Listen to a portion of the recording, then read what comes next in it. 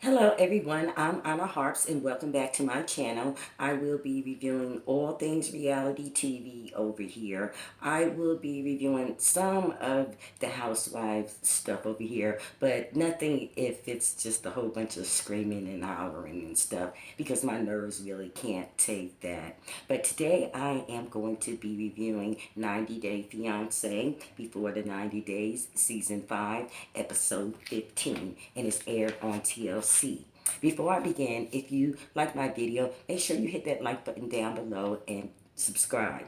Now, I know you probably are wondering, why do I review 90 Day Fiance Before the 90 days? It's because I just wonder where they find these people. These people just tickle me and they make me laugh. So anyway, the first couple that I am going to be reviewing is Gino and Jasmine. Gino and Jasmine just returned from a vacation that they had taken, and now they're back in Panama City, and they're moving into a new apartment. Well, Gino's moving Jasmine into a new apartment because she got into it with her roommate. See, Jasmine is always angry. Now, what could have happened in 1 week? They were only gone for 1 week. What could have happened in 1 week where you got back and your roommate is gone and now you need another apartment? So anyway, Gino is going to be paying all of her expenses because she can't afford to live in an apartment alone, and he's complaining about spending $700 for rent for, well, paying $700 rent for her, and he asked Jasmine if she could get a roommate. I mean, this man is so cheap. He got it. He's a millionaire. He even said in one of his confessionals that he had $650,000 in investments, but he didn't say, how much liquid assets he had, or, what disposable income that he had at this time. So Gino is doing pretty well. So anyway, Jasmine informs Gino that once they get back to the United States, that she was changing everything in his house, and he is concerned about that expense. So anyway, Gino goes down to the local cafe and he calls his uncle, and he lets his uncle know that him and Jasmine are engaged. And the uncle was like, prenup, prenup, fell on the play, fell on the play. Are you going to ask her for a prenup? And Gino said that he was afraid to ask her for a prenup. Gino is such a wussy. You're afraid to ask this woman to sign a prenup to protect your money.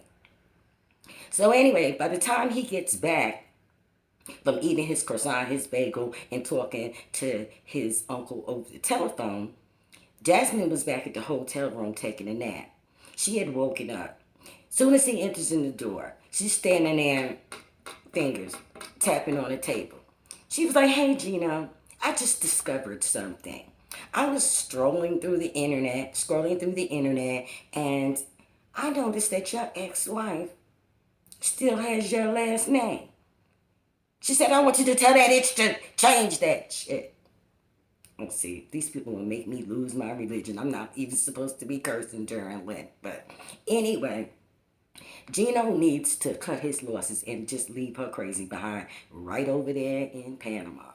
So the next couple that I want to review is Memphis and Hamza. Well, guess what? It's wedding day. Memphis and Hamza are getting married. Now Hamza looks all regal. He has on like a blue Tunisian male wedding garb. And Memphis is standing over there looking like Little Red Riding Hood, except her wedding garb is off-white. It's just the wrong color for her. So anyway, they get married. Good for you, Memphis. And they go on a honeymoon.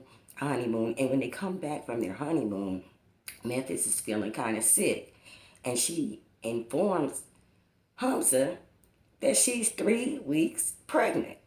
So Memphis got her prize over there, and she's going to be leaving the next day to go back to the United States to continue with the K-1 visa process for Hamza. So good for you, Memphis.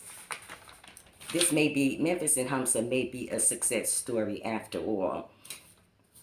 Okay, the next couple I want to discuss is Usman and Kimberly. Their scene opens up with Usman and Kimberly in the bed together. Yuck. But anyway, they have a pillow barrier in between them. And today is the day that Kimberly is leaving to go back to the United States. So anyway, they pack up and head to the airport. Kimberly's in the cab. She's crying. I mean, and she's just like looking a mess. Do you hear me? I mean, she has like these deep black bags up underneath her eyes, and Kimberly, I don't know, something's just off about her. Something's off about all of these couples. Usually it's the person in the United States that's going over to the other country. Something just seems to be off about them. Like with Kimberly. Kimberly's a woman of a certain particular age, just as I am. She's in, a woman of a particular age. And she has her hair up in a ponytail and, like the oversized t-shirt and the the yoga pants, the ill-fitting yoga pants. I mean, she looks like a doggone fool. She looks as if I had my hair all braided up and had my granddaughter's barrettes clipped up on the end of them because I was going out with a younger guy. So I feel like that look makes me look younger. And I'm like, what does Kimberly see in Soldier Boy? Usman. He's 30-something and she's 50-something. Okay, so let's try to compartmentalize that. I'm going to use my son-in-law just as a reference. He's 40. Okay, now ladies, this is what I want you to do. I want you to use one of your friends' sons or nephews that's 40 years old. Okay? What in the hell y'all gonna talk about? Okay, you have been through so many struggles, so many trials and tribulations that he can't even relate to at this point. So I want to know, what we going to talk about? I mean, you know absolutely nothing about aluminum foil TV dinners that you get on Saturday night as a treat. You know absolutely nothing about pouring a cereal in a cereal bowl, and whoever cereal bowl it falls in, that's who gets the prize.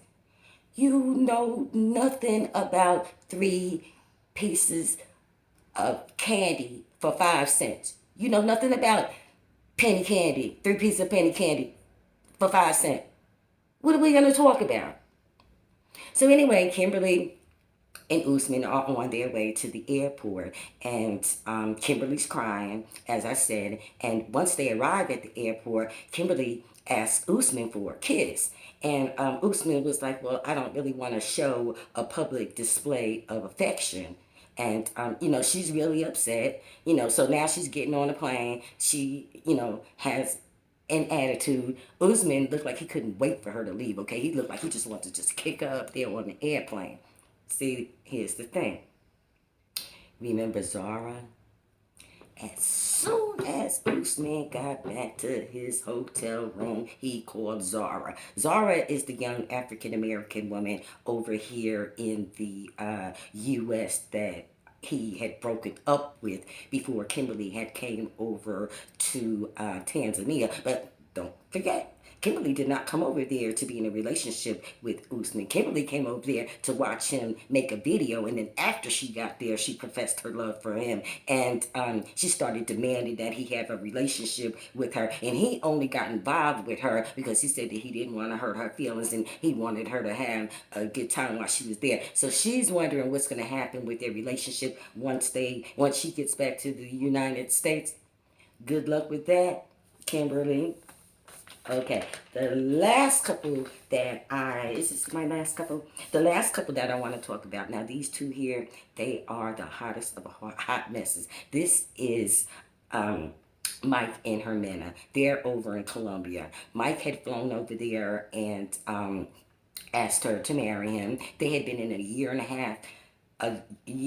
half long relationship, and he had been paying all of her bills, and he furnished her whole entire apartment. Her whole family lives there. But anyway, after he comes back the second time, she just told him, I'm not in love with you, and I don't want to marry you. So she gives him his engagement rings back. Okay, so she really means this. All right, so now Mike decides that he want to get a backbone, and he wants to get mad, and he had asked her if he could stay the night, and she was like no, and he was like, well, look, I have papers, I pay for everything in this house, I don't have to go anywhere. But anyway, the next morning, he's leaving the next day. The sister talks him into leaving to go stay in a hotel and then coming back in the morning to say goodbye to the boys. See, I wouldn't even do that. Hermana told Mike that she doesn't need his money anymore. Hermana said, I can model. And like I told you last episode, model what? Okay? And then he said, well, you're going to go back modeling on an adult website? See? Boom. There you go. That's where he met her at, on an adult pornographic website. What did he think that he was getting ready to get into? You can't turn no hoe into no housewife. But anyway, she told him that she didn't want anything to do with him, and that after he left Panama, that the relationship was over with. So the scene ends with, him crying, and he just doesn't know where the relationship is going to go from here. I tell you, you find a sucker every day. But anyway, that's on them. I'm Onna Harps. If you like my review, please hit that like button down below. Comment, subscribe. This is Married. Wait, which one is this one? I'm sorry. Oh, I'm sorry. It's 90 Day Fiance before the 90 Days, Season 5, Episode 15. Onna Harps. Gotta go. Bye.